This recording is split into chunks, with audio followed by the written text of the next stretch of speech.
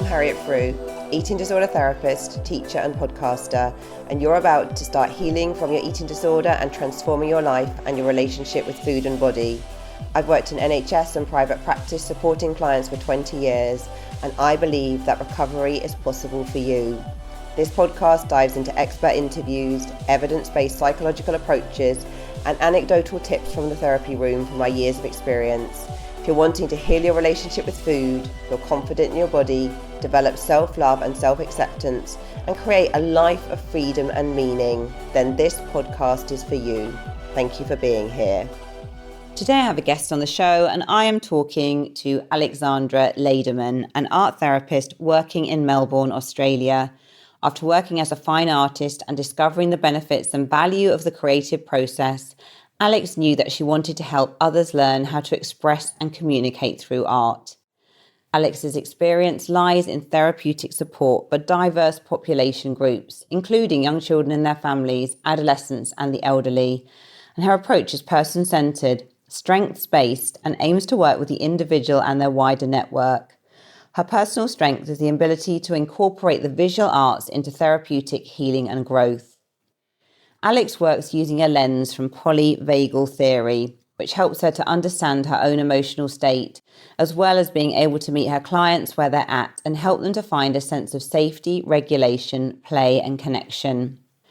In the episode today, Alex talks about her own eating disorder recovery journey and how art was an integral part of this. She talks about the role of art in eating disorder recovery, how it can help support and heal. And Alex explains about the use of polyvagal theory and internal family systems in her work.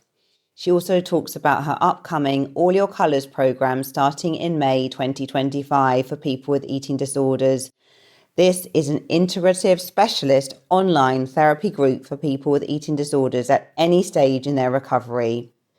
This is such an interesting episode and opens up the mind to the many creative possibilities available in recovery outside conventional treatments. Let's get to the conversation. So before I delve into this week's episode, I just want to let you know that I have started writing on Substack. If you would like to read about eating disorders and disordered eating, if you want tips and skills from the therapy room, if you want to improve your relationship with food, I'm going to be writing twice a week on Substack. You can subscribe there and get my regular articles. And for every article I am writing, I'm also doing an audio to accompany it. So it's almost like a little extra free podcast. If you are interested to subscribe, do go to the link in the show notes and you can sign up, and hope to see some of you over there. Hi, Alex, and welcome to the Eating Disorder Therapist podcast. Thank you, Harriet. Thanks so much for having me. Oh, so Alex, you are across the world in Melbourne, Australia. Tell us a little bit about what's going on in Melbourne today. What's the weather been like? Give us a bit of a feel. Because it's freezing in England. Yeah, it's like definitely the opposite here. It's been super, super hot. Yeah, I'm not sure how to translate degrees, but 40 degrees today. And continuing a bit of a heat wave this week. So it's not my favorite. I would prefer to be in your nice coat and be rugged up having coffee than being, it's very, very hot. And is it a nice heat? Is it like a kind of dry heat, or does it get very humid in Melbourne? Gets pretty humid, and I'm generally just not a fan of really hot weather. So it'll be nice when there's a bit of a break in it. Sure. Yeah. Okay. Well, yeah. Enjoy. Like we're definitely in the UK at the moment. It's like 3 degrees, but we are in February, so spring is on the way. We just got to get through this month. Yeah. We can do it. So, Alex, could I firstly get you to introduce yourself to the listeners? Yeah, sure. My name's Alex, and I'm a registered art therapist. I work with a range of clients. Predominantly, I've done a lot of work at the Children's Hospital on the cancer ward, helping families in their treatment journey, but working a bit of private work as well. And I've done about 6 or 7 years in this beautiful role as a lived experience peer mentor for Eating Disorders Victoria. So I do incorporate a lot of art therapy into that role, but it's quite different. This beautiful balance between sort of a friend and a therapist where you get to mentor someone for 13 weeks and support them in their recovery journey, kind of all those things that help them feel connected and supported and tools to continue on their recovery journey. So I've loved that work, and it's constantly reinforcing my own recovery too in doing that. Oh, no, thanks for sharing. It sounds incredible. I'm just going to ask you a question that's not on our list, actually, just to throw you. Yeah. I'm Yeah. just wondering, have you been very arty from when you were very young? Is that something that's kind of been part of your journey from a little girl? Yeah, good question. I definitely was, I think, creative. Probably dance was more my expression as a growing up as a little girl. That was what gave me the most joy. I did sort of find art in high school, and it helped me through a challenging time. And without even knowing it at the time and without knowing anything about art therapy, it was something that I discovered when I was sort of in the depths of my eating disorder. And yeah, it really was something unintentional that pulled me through that. And from there, I actually did art full time as a profession and started exhibiting. And that's what pulled me to move to Melbourne, was to exhibit and work full time as an artist. So it definitely latched on quickly once it latched. Yeah. Oh, amazing. And what kind of art do you exhibit? Like, what's your style, or what's the right word? Sort of, yeah. I did a lot of landscapes, and a series that I loved doing was moving roads through landscapes. So I think probably as an art therapist looking at it, I probably enjoyed the expressive nature of actually painting the roads and what that gave me. And then the calming, being able to paint the rest of the landscape around that road. And there was, I'm sure, symbolism in there of journeys and unknown destinations and things I could probably look into more myself. But yeah, they were sort of not super realistic, often had bright colours like pinks and purples in the landscape. Oh gosh, no, so interesting. Can you say a little bit about your own eating disorder journey and sort of, I guess, with Mhm. that emphasis on how art really helped you through? Yeah, so I struggled with bulimia for 6 years, from about 16 to 21. And I feel like I'd probably add a bit of obsessive exercise into there as well. And I haven't ever really talked that much about it actually, because yeah, I've been recovered for quite a long time, but it was definitely a very horrible, isolating, dark experience. And I feel like it took me a while to reach out and talk to someone and get the help that I needed. Yeah, I mean, I grew up in such a beautiful, secure, loving family. And although my mother never said anything to make me feel bad about my body or make me feel like I needed to change, I definitely watched the way that she felt about herself and the behaviors and actions that she took herself. And I think, as your mother being your primary role model woman that you look up to, I, without even knowing it, I think my nervous system and my ways of living and sort of belief system was mirrored. Yeah, watching the way that she'd exercise every day, even if she didn't feel well, or watched that sort of constant dieting or concern about food.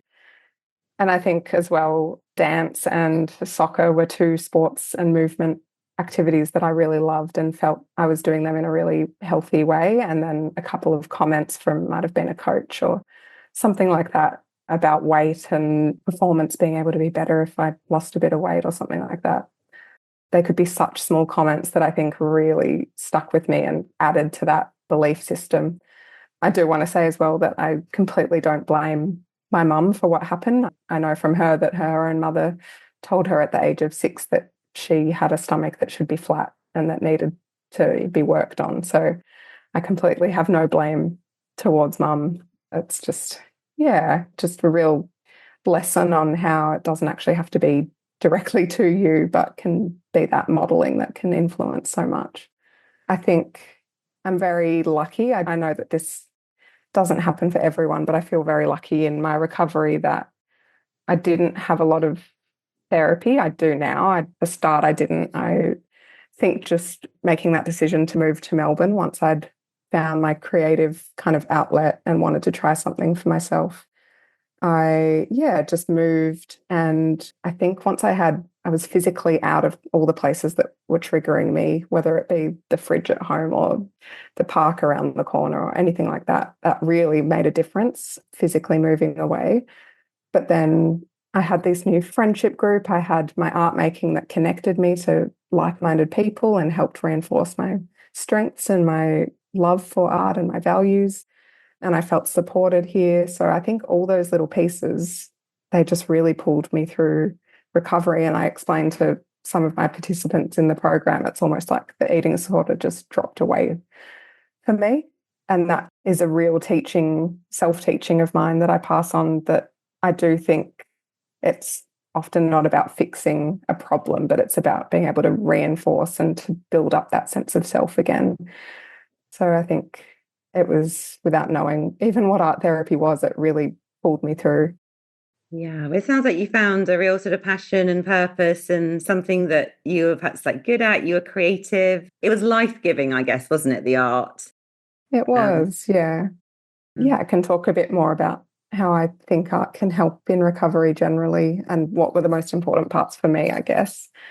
I think the non-verbal expression, I think I always struggled with my words a bit growing up, how to express feelings, but art can bypass that kind of cognition side of the brain and can really tap into the emotions a lot easier.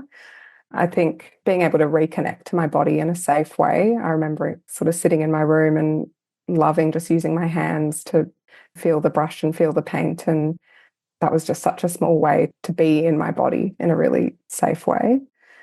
I think, which I can talk about more later under the umbrella of internal family systems, but I think being able to use art to externalize different parts of the self. Once you externalize it, I feel like it's a lot easier to dialogue with it and to get to know it rather than feel that everything is just consuming you all the time.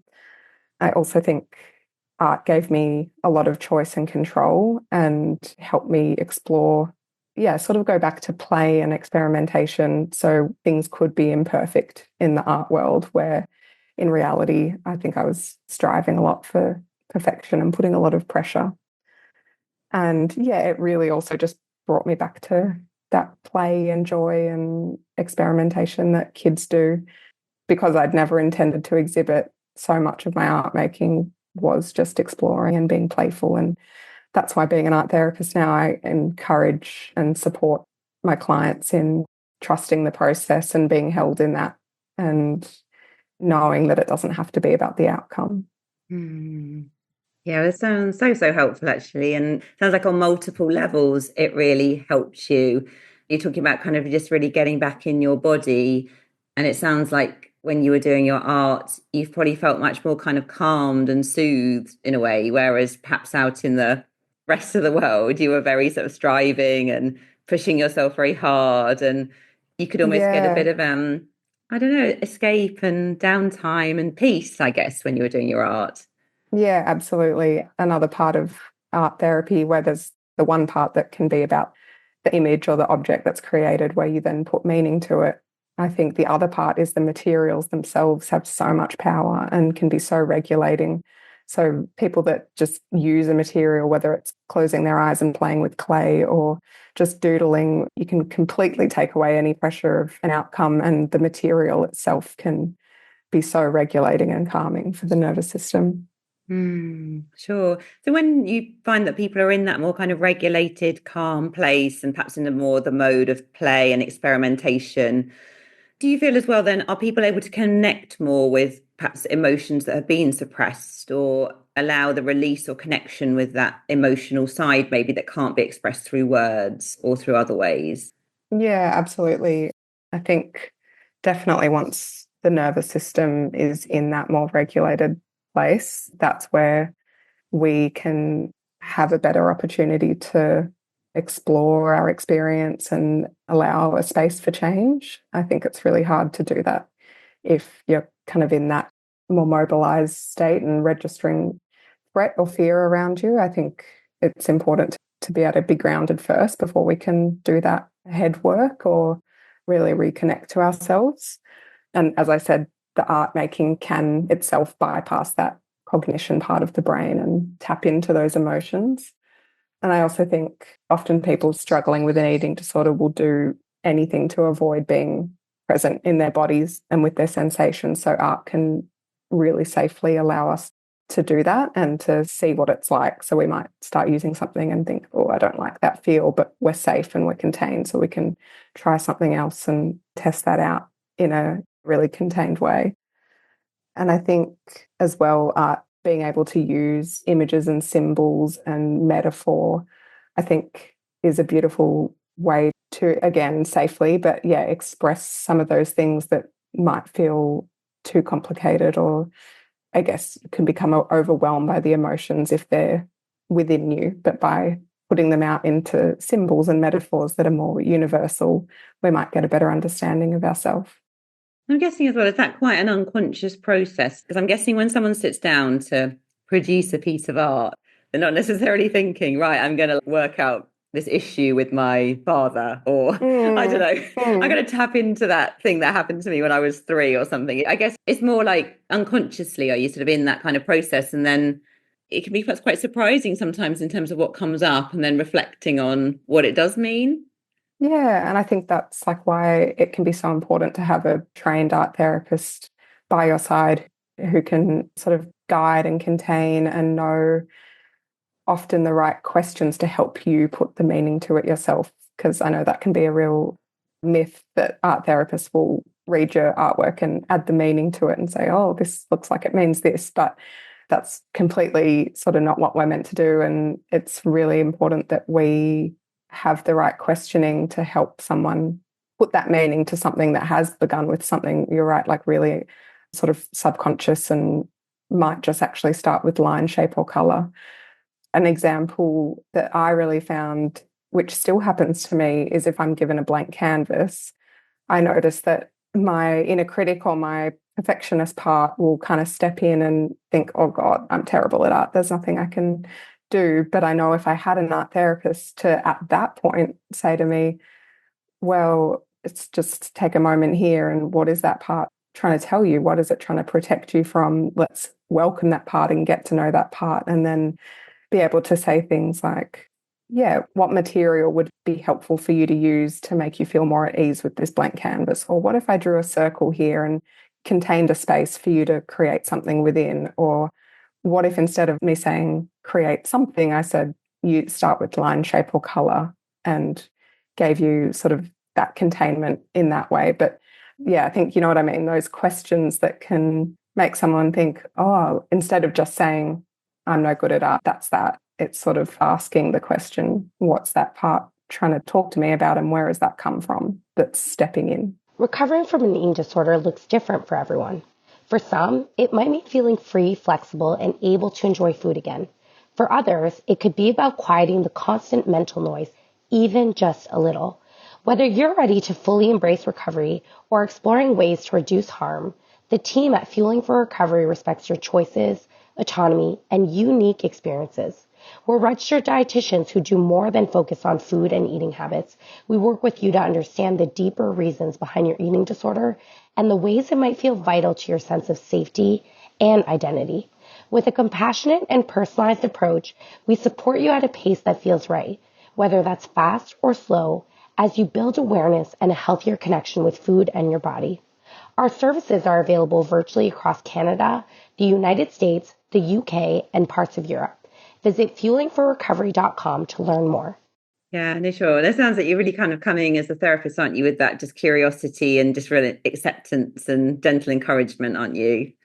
Yeah. And as I said before, for some people, the therapeutic, although we talk about process over product, for particular clients, the therapy might come in building an art making skill and producing something that they're really proud of. There's a lot of people I've worked with who that actually ends up being the therapeutic quality to them.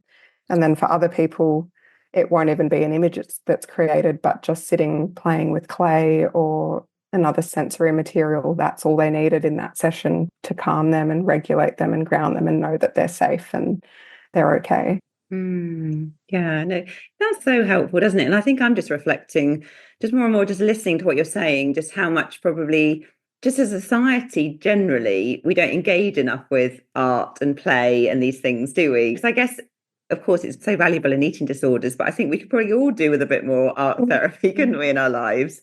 Yeah. And I always say that thing to people working with children. I can't think of many, if at all, any of the children that I've worked with that think they're bad at art. So it's always that lesson that every child thinks they're good at art and something happens along the way that's not within us. It's what other people say, whether it's, oh, you've nearly coloured in the lines, or, oh, that's not the colour that trees are, but you could do better next time. Any comments like that that suddenly start to tap into what's good art and what's bad art, what's fine art. And yeah, I think if we can go back to that playfulness and beginner's mind sort of approach like children do, which often I think something that can help clients with that is giving non-traditional art materials. So things that you might have tried at school and then had those comments like paint or pens or sculpting may bring that real anxiety. But if you take someone out into nature and get them to pick colours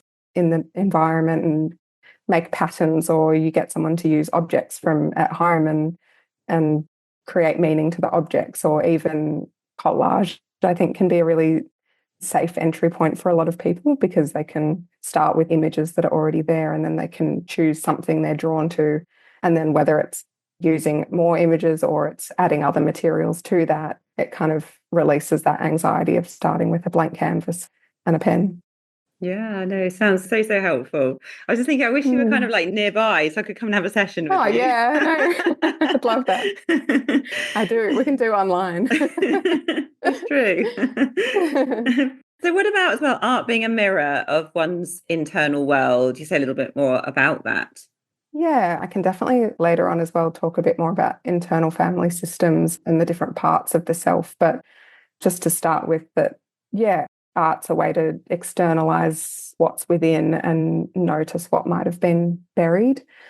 And art can piece together feelings of disconnect and fragmentation that we often have in our eating disorder experience.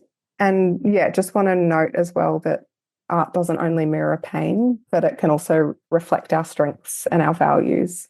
So seeing this reflected in something visual like an artwork can be really empowering and validating. Okay, yeah, no, sounds really helpful. So say a bit more about internal family systems then, what you mean by Yeah, that. I've recently created a 7-week online art therapy program for eating disorders called All Your Colours, and it'll probably happen in May this year. But a lot of the backing for that gave me the structure for my sessions was based around internal family systems and polyvagal theory, which then was sort of integrated into the art therapy sort of interventions. But internal family systems, I guess you can kind of think of your mind as like a team of characters that are inside of you, like a cast of a play.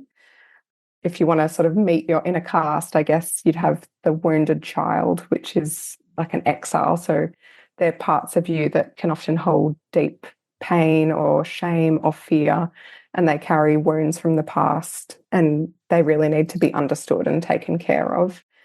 And then you have parts, and I love this language that IFS uses because it makes a lot of sense to me. You have these protector parts where you'll have managers and firefighters. Managers, if you think of like a really strict manager at work who does a lot of things to prepare and control and make sure everything's on time and everything's running well, that would sort of be your manager part. So for me, thinking about my eating disorder experience, I think my preparation of how am I going to exercise better tomorrow? What am I going to eat or what am I not going to eat? That was definitely a manager part stepping in, trying to protect from feeling the big feelings that the wounded part feels. And then there's firefighters, they're another protective part, and they sort of step in when the feelings have become too overwhelming. So the manager hasn't really potentially worked. So the firefighter, if you picture like a real firefighter who comes in and extinguishes the fire, for me, I think that was when I started binging and purging. Yeah, it was sort of the manager hadn't worked and the feelings hadn't been managed. The firefighter stepped in to try and numb out, or I guess put out the fire or put out the feelings. And then there's the true self, and that's another part, and that's our inner leader, our core self, our soul self. In Carolyn Costin, she talks about the healthy self, and that is who we want to run the show, and that's who we're born with. But for a number of reasons, like culture and family and religion and things we're told and schooling and all of that, we get led to believe that we can't live to our authentic or core self. And so we start to act with all these parts that help us to fit in to the place we live. I think using IFS, we can learn about all these roles. And the reason I called the program All Your Colours is it's welcoming all those parts. Everything is welcome. And then we get to know it. And once we find out what job these protector parts are doing, we can use our self energy to show compassion and show kindness to those parts, and then help release them from that big job that they've been doing. Yeah, and it sounds really, really interesting, and kind of mirrors a lot of the think of the approach of motivational enhancement therapy, really, where you're welcoming all the parts, and then really with acceptance, and really just understanding how, I guess, the issue has served you, hasn't it? It's helped you cope through some really difficult times, but it's not something you want to be using, I guess, for the long term, is that you want to be relying more on the healthy, authentic, sort of soul-based self or whatever. And it feels exciting to me for myself and for clients to help them find who that authentic true self is. Yeah, like you were saying as well, I often tell my clients, sort of in the peer mentor work, I often say, which kind of shocks people when they hear it, but I do say, just remember that the first time you ever used this behavior, your eating disorder behavior, it was to try and keep yourself alive. It was for survival. I think people get that shame and think that because they are in the end kind of doing something that's maladaptive and hurting themselves, I think there's a lot of shame around that, and they think that they're doing something to, I guess, not be here or escape this life or something. But it really helps with that framework to be like, oh, actually your system and something is almost working too well that it's trying to figure out anything it can do to keep you alive and to keep you surviving. Sure. So say a bit more about your program, and how does it kind of play out in terms of when you're integrating that sort of theory into the practical art stuff? Yeah, all the sessions, a few of them will incorporate polyvagal theory, which I can talk about if you want. I know you had beautiful Jessica really explaining polyvagal well, but I can mention a bit about it and how it relates to art therapy. But in terms of the internal family systems, some of those chapters of the course will help people to, an example would be that we might create a visual comic strip that externalizes different parts of the self. And once they're visual and they're externalized, then we can start to dialogue with them and sort of have, like a comic strip, create dialogues to get to know what part they're serving. And you might be able to bring in that self energy too, to add into the characters and dialogue with that.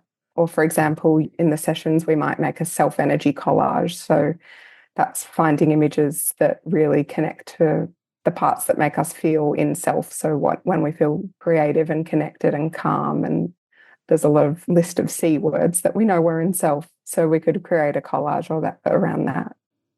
Yeah, it sounds so interesting. And I'm sure just like so hugely beneficial actually for so many people. Because I think, obviously, I'm a therapist, talk therapist. And although I really stand behind that as a helpful sort of intervention, I do understand as well the limitations of that. I think for many people, actually, just through the arts or just getting more into their body can be so, so helpful. And with your course as well, can people join from all over the world, or do they have to live near you? Yeah, they can. No, they can. Yeah, I guess, like, you have to look at time differences and make sure everyone connects at an appropriate time.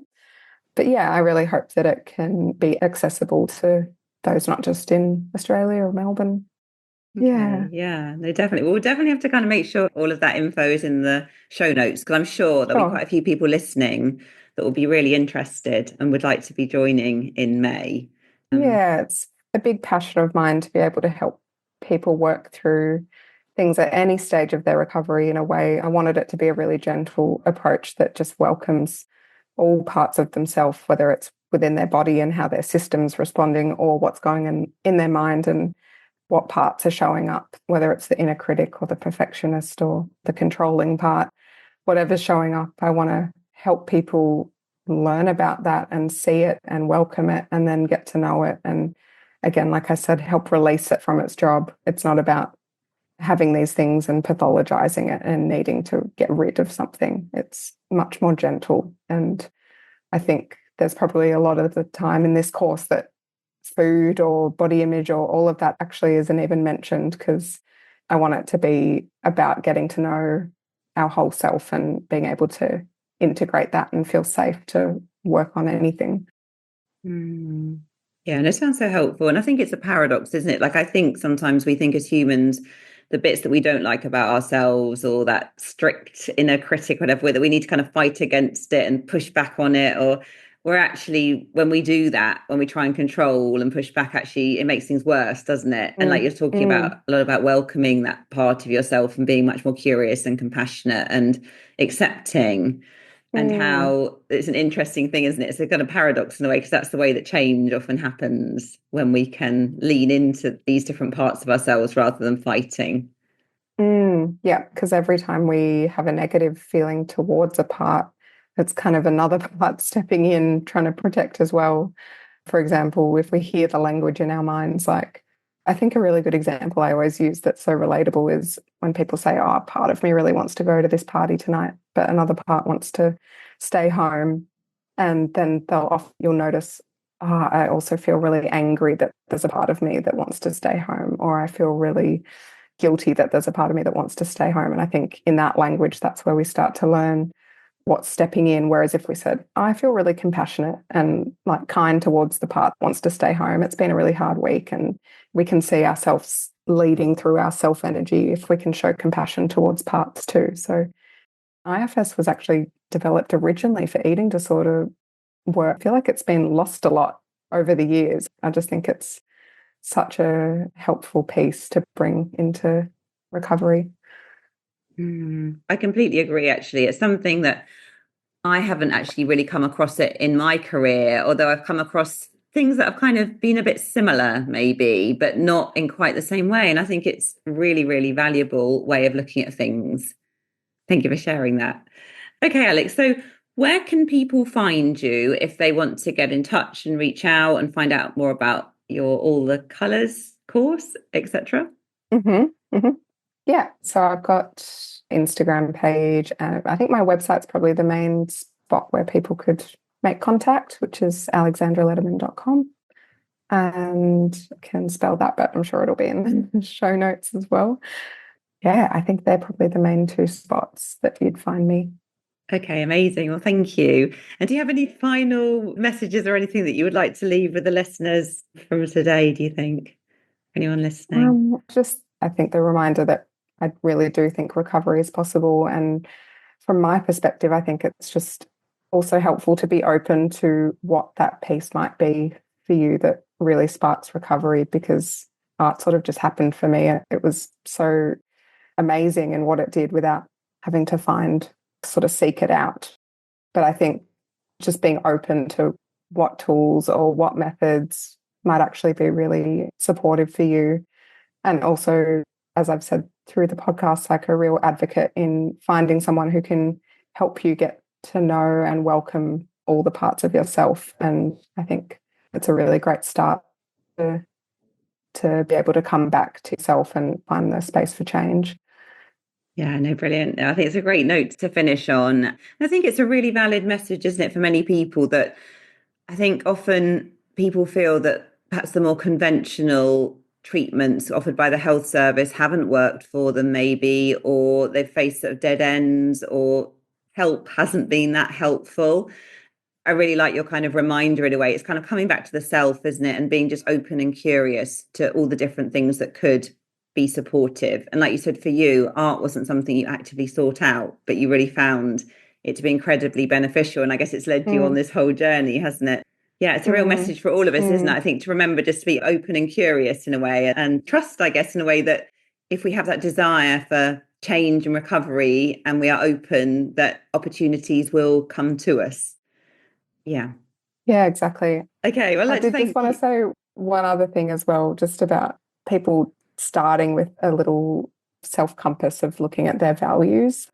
I just think that's so helpful because values that people pick are perfect for them because you choose them. And when people feel so lost in where to go or what tools to use or what's right for them or what other people are telling them is good for recovery or anything like that, I think if you can come back to that list, which can always change, but if you come back to your list of values, they can be such a good compass for thinking, how can I incorporate one little thing tomorrow or the next day that is in line with my values? And you can start to really build your tools for recovery around that.